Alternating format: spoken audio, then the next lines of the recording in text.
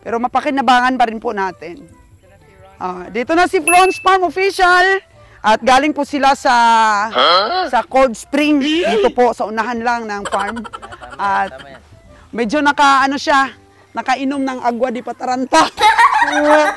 Naka-agwa di pataranta po ang ating agriculturist ngayon. Bisita dyan. May kasamang mga bisita. Yang corn na po yan, oh. Wow! Congratulations! Congratulations! Sa mais mong tinanim! Huli mo may lotion! Naka-agwa di pataranta po ang ating young agriculturist. Sincere po kayo, nakainom-inom tayo.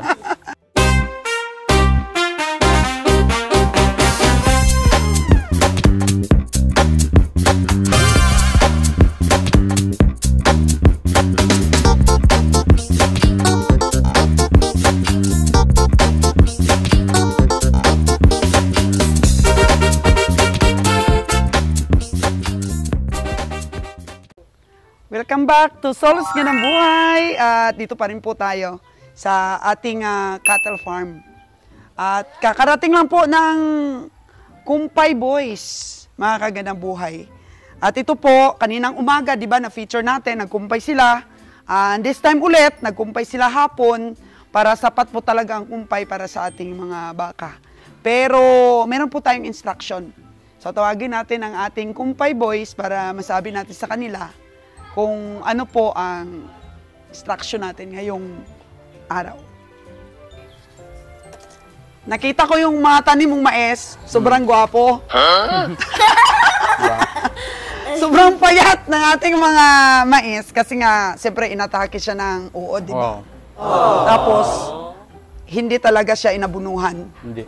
Dahil, nadisgana ka na dahil Walang gana, daming uod. daming uod, kaya hindi mo na inabono.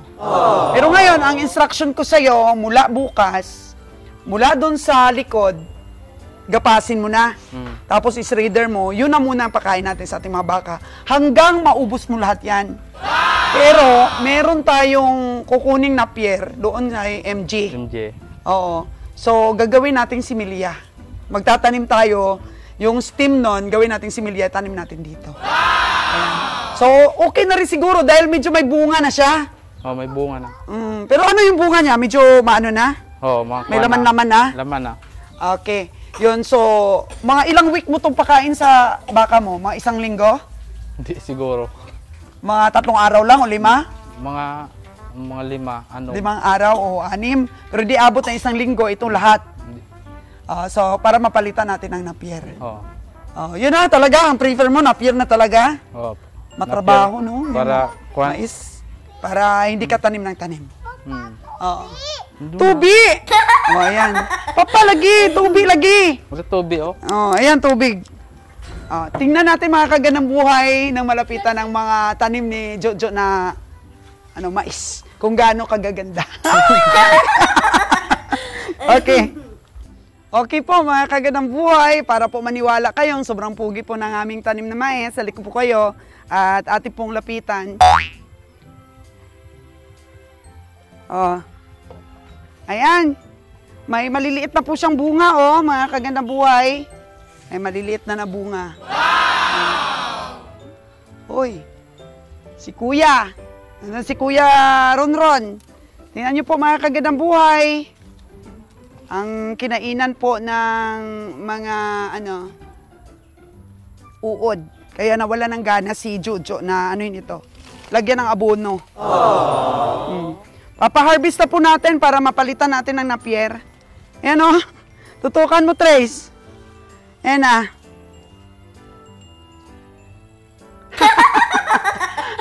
Ayan po, ang papayat ng ating mga mais, pero pakain na lang po natin sa ating mga baka. So maaga pa lang po i-harvest natin para mapalitan na natin ng napier at feeds combination. Para mas maganda po kasi yung napier kaysa sa mga grassman na tumutubo. Nakikita ko parang mas masustansya yung napier kaysa sa mga tumutubo dun sa farm natin. Kaya ito po, walang walang kataba-taba, walang ka-beauty-beauty yung ating mais. Pero okay lang naman po mga kagandang buhay kasi ang gastos lamang natin ito ay binhi. At saka spray, na hindi dinala sa spray yung mga uod. Kaya nawala ng gana si Jojo, hindi na niya inabono. Kasi mukhang mukhang hindi talaga maganda. Yan. Pero mapakinabangan pa rin po natin. Dito na si Franz Farm Official. At galing po sila sa Cold Spring. Dito po sa unahan lang ng farm. At medyo nakainom ng agua di pataranta. Naka-agua di pataranta po ang ating agriculturist ngayon. Bisita dyan. May kasamang mga bisita, itong mga mais natin, puro mga tassel na, tassel na, Tawag dyan male reproductive organ. Ayan po, mga kagandang buhay. Kasi yan, mga kagandang buhay, mga male reproductive organ ng mais po yan, tassel po yan, di ba? Napakarami na po. Meron na po mga ears. Yung mga female reproductive organ ng mais. Ayan na po. Meron mga silk na po sila. Malapit na po itong i-harvestin. Actually, pinapaumpisahan ko na bukas. Bukas na ba? Bukas na para mapalitan natin ng napier. Nagmamadali ako kasi... Ay, mga yung ears nito, may young corn pa lang ito, ma. Ha? May young corn pa lang, Young corn pa lang? Pero maganda na, pero okay naman pala. So, mga kailan natin, kasi bala ko, i-harvest doon, pakunti-kunti. So, hindi pa ready to? Ready na rin, kasi may mga young corn na, Kaya nga. Tingnan mo ito, Tere, halika dito. Tingnan mo ito. Young corn na po yan, Congratulations! Congratulations! Sa mais mong tinanim! Huliin mo, may lotion! Nakaagwa di pataranta po ang ating young agriculturist. Sincere po kayo, nakainom-inom tayo. So, gusto kitang i-congratulate dito sa tanim niyong mais. Kaso lang, napakagwapo. Kahit inatake ng FAO, Fall Armyworm, mga kagandang buhay, is nakasurvive sila kasi in-sprayan po natin. Alam mo, mga tassel nila, napaka-healthy. Napaka-healthy. Meron silang male reproductive organ is nang dispersible pa rin. Kahit na, ibig sabihin, dispersible, mga kagandang buhay, tamo niyan, bilog pa rin po. Pero siguro kung inabono mo ito, mas maganda-ganda. Ay, pero, mga tassel nila, bilog-bilog pa rin yung mga reproductive organ. Once na ma-ripe yan, mag-bloom. Then, magiging flower sila. Then, magsi-self-pollinate po yan, mga buhay, Galing, galing! Ibig sabihin. Harvest na siya. Pero, sa kasamang palad nga, kahit bumloom ito, para po ito sa... Hi, visitors! Welcome to my vlogs! Mga amigo ko ito sa New Buswang. Di ba? Hello po. Bisita kayo sa mga baka namin.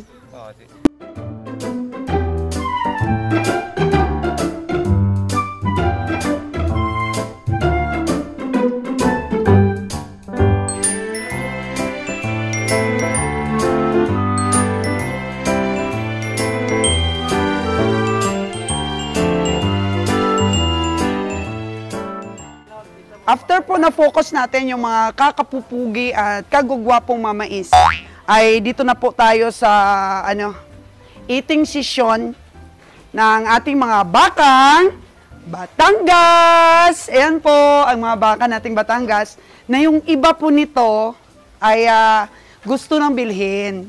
Pero sabi ko, medyo alanganin ko pang ibenta dahil gusto ko pang makita sila, alaga-alagaan pa po natin. Lumaki na po talaga sila. Ito po si Brownie, yung double ear po na baka. Ayan, napaka-pugi. Ayan po sila, mga kagandang buhay. Napakagaling na po nilang kumain. Focus mo, Tre, yung kinakain nila, yung mga damo-damo lang doon sa farm. Ayan. Damo-damo lang sa farm. Sabi ni Ron's Farm Official, Jo, hintay pa daw ng ilang araw bago harbisin kasi para medyo lumaki-laki yung bunga. Pagkatapos na lang nun, next week, yun na lang, yun na lang pag-harvest mo. Or kung wala kang pakain during that time, ito na yung gamitin nyo pala. So para hindi na kayo maghanap ng pakain, okay? Pwede na, pwede na. So ito po yung mga bakang Batangas natin. Kagaganda nila. Done.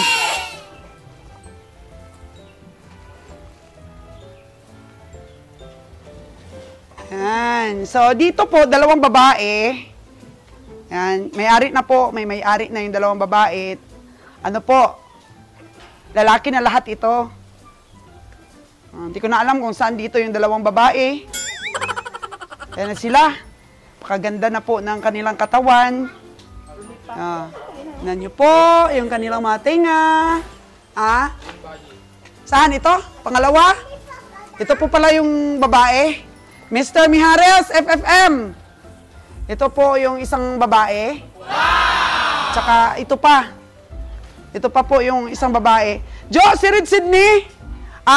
Masyado ng hugot. Oh, no. Oh, puntahan mo si Red Sydney. Oo, puntahan mo dito. Dapat diretso mo. Oo. Hindi, lugaan mo muna. Ayan po yung babae natin, dalawa. Yan. Para na po yan kay FFM Mijares at nangmamadali na po yun. Nabigay natin, pero di ko pa po ibibigay. Alagaan ko po muna. Baka bumansot po dun sa kanya. Joke lang po. Alagaan ko po muna, sir. Para sulit naman po yung tingin mo sa baka. Alagaan pa po natin. And the rest is mga lalaki na po, mga kagandang buhay. Napaka-bless po ninyo kung makuha nyo po itong mga lalaki na to. Dahil napakaganda po ng lahi. Ito medyo malaki-laki na. Tingnan mo po yung batang maliit. At yan po ang araw-araw niya na task. Ang tumulong po dito. Mwah! Daw sabi. Mwah! Sabi daw eh. Paka-cute po ng batang ere. So, napakakinis na po yung ating mga baka dahil ilang beses na po silang napurga. Ito po yung babaeng isa, oh. Kaganda. Kaganda po, mga kagandang buhay, oh. Napakaganda. Ito, lalaki po ito. Ang medyo brown ng konti. Lalaki. Si baby, oh. Tuwang-tuwa kami. Yan. To for sale. Lalaki ba ito? Yung ano na to, gold? Yan. Yung brown. For sale po ito, mga kagandang buhay. Pero ito po, sold na po si babae. Ito po, lalaki ulit. Ayan. So, ito sa number 1. Yung brown, Brahman. Napakaganda, napakapugi ni Brown, no? Grabe, ang tinga, double ear. Napakagaling na po nilang kumain. Tingnan nyo po, yung mga, tumutubo lang dun sa, natin, sa farm. And then, this one is si number 2. Ayan. Si number 3, na mga lalaki po, mga kagandang buhay, Si number 4, parang yellow ito, nak. Si number 4. Uy, napakapugi. Medyo yellowish. Napakapugi po talaga. Number 5, pugi rin po, mga kagandang buhay. Pugi din. Tsaka si number 6. Ayan. Meron pa po dong dalawa. Ayan po, sa dulo, siniperate po sila. With extra care po, yung dalawa na yon. Dahil sila po yung pinakamaliit na dumating dito, so kailangan natin silang i-separate. Kasi hindi sila kain ng mabuti. Ron's Farm Official! For sale na yung mga baka mo? For sale na. Itong mga baka na to dito, may dalawa tayong baka dito, no? Oo. Kompleto rin to sa vitamins at lahat-lahat, mga bakuna, and then, siyempre yung, yung, nga to tawagin? Purga. Yung purga. Kompleto to. Kaso lang po, halik kayo dito, mga kagandang buhay, no? Tingnan ninyo. Pagpunta kasi dito nito, pagdating nito dito, mahina po itong dalawa. Yun po yung dahilan, kaya separated po ito from the pack. Separated po ito from the pack, ibig sabihin po, separated po ito doon sa kanila. 11 pieces po sila, no, ma? Oo. Dumating. Bale, 9 doon, dito 2. Yung isa po na yan, candidate na po yan to move up doon. But, kasi pag sinama po yan, sinasaktan po. Ay, yung explanation po kasi doon, narinig nyo rin po ba yung tinaga o yung phrase na survival to the fittest, mga kanabuhay? Sila po kasi noon, pinakamaliit. Kasi Pinakabata. tinatapak-tapakan lang po sila. Kaya po, sineparate po namin sila, no? Para mapangalagaan, extra care. Pero ngayon, medyo tumaba-taba. Yung last month, nung hindi pa po ito na bakunahan, sobrang payat. At tapos, kulay brown ito. Oh, no! Kasi tinatapak-tapakan niya po. Pero ngayon, medyo... Pero wag mo na munang isali doon para Ay, hindi ito isasali. Kasi Ang ganda niya, yung isa doon, Yung isa nito maganda rin to pag maka-recover. Pero naka-recover na nga eh. Pero tingnan natin sa... Sila kasi yung pinakamaliit. Yung pinakamaliit talaga. Dumating. Kaya buti na separate sila kaagad. Pero sineparate talaga yan. mga 1 month bago sila siniperate. Sobra, 2 months. Mga 2 months. Oo. Ay, okay na Akala sila. ko nga namamatay na yan eh. Kasi tinatapak-tapakan talaga. Binubuli talaga ng ibang mga malalaki. Lalo na itong malaki, yung yun. Ito nang bubuli talaga sa Sila kanila talaga yung bull. nambubuli Pero may talaga. gusto nang bumili niyan, si Bull. May gusto nang bumili. Ilan daw So, yun? ito si Red Cindy, tingnan mo yung kanyang Ay. tali. Sa likod, wala na. Ito naman Ron, yung inahin natin. Patining For to, 100 days po itong ipapatining ko. Patining to. Pwede po bang ipurga yan, tsaka bigyan ng vitamins? Kakapurga lang. Pwede mo bang inject? Pod 27, no? Pod Pinorga 27, di ba? Tama? 27 Pinorga, hindi po pwede na ipurgahin agad kasi 27, June 27. June 27 Pinorga. After 1 month po namin, no? Magpupurga lang po tayo ng twice a month if makita po natin na may parasite infestation, no? Ibig sabihin po ng parasite infestation, makikita po natin na may lumalabas po na Parasites. parasite sa Tahi mga nila. blisters. May mga blisters po siya. Ay, Then, oo, may mga itim-itim. Ganyan yan eh, di ba, ma? Tapos sa puwet, minsan, ito si Red Sydney dati. May lumalabas na uod sa puwet. Twice Ang lang. ganda na niya ngayon. For sale ko na rin yan. Magandang materyales si Red Sydney kasi mga kagandang buhay, ang Sydney na Red Sydney. Kasi minsan si Mama... Red Cindy. Cindy eh. Sabi Cindy. Kinurik nga ako ng baby eh. Kinurik ako niya kanina. Hindi, prolific milk provider po yan. Wow! Kung sa technical term natin, pag-uusapan, ang Red Sydney, prolific milk provider. Kaya po, napakaganda po yung inahin o kundi yung nanay. Yan. Ano? Kasi wala na, tingnan mo. Amat-amatin mo lang, G, na makuha. Hindi pa naman siya nasasaktan yan, pero parang gutok na, medyo gutok. Talagang sikip na, Jo. Yan, okay na. Yan na, Pod, okay na. Ayaw na. Very good, very good. Ay, bakit nakaganyan? Hindi yan. Delikado yan! Hindi yan. Hindi yan. Delikado yan. Dapat Hindi. ano mo sa ipatong mo doon sa liig niya. Maya. Dito Mamaya. banda sa may batok. Nakalaki yan eh, oh. Ayun. Hindi yan. Pod, di ba? Okay. Ayan po, mga kagandang buhay, no? Ay ako kasi, natutuwa ako pag nakatulong ako sa mga farmers natin, mabigyan sila ng magandang mga lahi. Yan naman ang adikain ko. Kasi sabi ko ron, medyo alanganin pa tayong magparami dahil wala tayong masyadong puhunan pa. Kasi kapag, para sa akin, kung ako kung mas gustuhin ko pa patining talaga. Gagaya nga patining ang tututukan natin. Kaya si Red Sydney ay kung may magkagusto sa kanya at magkaintindihan kami sa presyo, bigay ko na. Pero ito si Bull. Meron na. Meron si na Bull, yung gustong dispose yan. bumili kay Bull. Dispose sa sibol kasi napakagandang ball niyan. Si Red Sydney, nabenta sa Department of Agriculture ni Gross. Maganda yan talaga siya dahil matanda na yung nanay niya. Pinackage deal na lang na may benta yung nanay niya kasi payat yun. Napakaganda nito, ma. Tingnan mo naman. Tingnan mo katawan. Tingnan mo, napakaganda ng balikat. Yung muning-muning niya, napakalaki. Malaki yung puwerta niya. Yung niyo, ganda. Laki talaga. Yung Na-inlove dito si natin, agriculturist. yung ears niya kasing laki, kasing haba na ng face niya. Oo. Tapos maliit pa Hala, yung tingnan mo, medyo Yung ano niya ba, ilong? Natural lang yan kasi hindi natin ma-predict yung paglaki ng... Lumaki talaga siya, animals. bilis. Mabilis. Kasi siguro mga 7 months pa lang Kasi to. ano talaga ma, dumami yung kumpay ngayon, ngayong buwan. Dumami yung kumpay. Tinan mo naman yan, puro yan mais yan lahat. Oo, mais yan. Mais yan lahat. So, ano, papakain ko na yan sa assembly natin, papakain ko na yan. Next week. Next week. Next week or next week, pwede na. Next week Kasi po. may mga cub na eh. May mga cub na. Yung mga ear niya, malalaki na. Oo.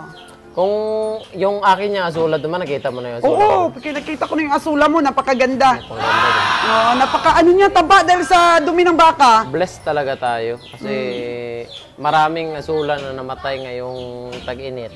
Tayo nakaproduce tayo ng ganyan. Tayo lang harvest na yan. Harvest ako niyan last day. Ngayon tingnan mo, puno na naman. Puno na naman. Isang sako yung hinarvest ko last. Ay, isang sako, kala ko kalahati. Hindi, isang sako yun. Last 3 days, ngayon puno na naman. Isang sako na naman yan bukas. Pwede ba yung ipakain sa baboy? Kasi magpagawa rin akong ganyan. Pwede, pero sa 80 ko yan, kulang pa eh. Pwede, pero... Ako, si Mama, gumastos siya mag-aani. Azola piñata is high sa crude protein. When we say crude protein, digestible protein. But when we say protein talaga, ibig sabihin, or meaning niya, protein is protein na talaga, which is ingested by our mga alaga. But when we say crude protein is located sa feeds. Okay. But when ingested by the cows, yung crude protein is nababawasan pa po yan. Kasi hindi po nila yan madadigest lahat. Meron po yan tayong sinasabi na true protein sa feeds. Kasi yan lang po yung makakaya ng mga alaga nating i-consume, no? Mga kagandang buhay. 100 days, ibenta ko na to. Patabain natin. Ito. Can you inject this, Bilamil? Kaka-inject lang to eh. Ng Bilamil? Yung kumpleto na, yung B-vitamins din ng Himaxibit, yata yun. I'm not so sure, no? Pero Okay. yun yung ano natin. Yung inject natin. Diyan rin naman. Pero ngayon, di ko maano, no? Iiyak ka talaga niyan. Oo eh. Love na love po talaga ni Kabiyahing Ron's Farm Official, si Red Sandy natin. Red Sandy. Okay, stand corrected. Lagi na lang Sandy. Red Sandy po, mga kagandang buhay. Love na love po ni Ron's Farm Ito, Official. yung mag-alaga nito, ito, dagdag kaalaman lang po, no? Ang Red Sydney is prolific milk provider. Ibig sabihin po sa mga calf niya o sa mga anak niya po is napakaganda pong rearer o yung tagapag-alaga ng mga anak, mga kagandang buhay, no? Ang Red Maraming Sydney. gatas. O, maraming gatas. Pareho rin pala sa sa Holstein. Holstein. Ang Holstein is breaded o ginbred for milk production, mga kadabuhay, no? Kaya nga po sa mga stockyard, yung mga Holstein is binibenta if called. Kal na. Ibig sabihin po, mga kadabuhay, ang Holstein is not for livestock production ng mga calf. Yeah. Kasi, yung mga Holstein po is ginagawang pregnant for milk production. Kaya yung mga calf po niyan, halimbawa, yung mga calf na lalaki ng mga Holstein, pinapatay po agad yan. Yan po yung pinaka-cruel. Cruel part of agriculture, mga kanabuhay. Nakaagwa, di pa taranta. Ang galing-galing mo, Ron's Farm Official. Kasi may mga visitors po si Ron nandun sa likod. Hindi yan. Kasi may knowledge po tayo dyan. Yes, naman. Pinag-aralan po natin yan. Ano ba? Kasi nga po, yung Holstein is bred for milk. Yung mga... Pero itong Red Sydney, prolific milk provider po ito. Alam nyo ba yung Red Sydney? Kung saan nag-originate? Yes, saan? India. India? Alam nyo ba? Yung India. Yung cow. Halika nga, engineer dito. Samahan mo nga si Ron. Alam nyo ba? Yung cow sa India is worship. Cows in India are worship. Kaya nga doon yung mga malalaking breed ng mga cow kasi doon yung mga muscular blue na mga cow, yung mga malalaking cows, di ba? Kasi nga yung mga taga-India, di nila pinapatay yung cow. Sacred sa kanila to. Sacred. Opo. Di nila pinapatay, di ba? Eh, paano na lang yun? Hindi sila kumakain ng meat ng cow. Merong ibang mga Indians na sumasamba talaga sa cows. Sacred sa kanilang cow. Kaya doon yung mga malalaking cow, doon yung mga malalaking sheep. Imaginin mo yung India, 1.3 billion people na sila, population. Ay, yung Philippines, 1,020,000, 120 million lang. Sila, billion sila. Diba? So, ayun pong explanation ni Ron's Farm Official at saka dagdagan mo pa yung agwa para medyo mas lalong lumabas yung iyong mga talents. Kasi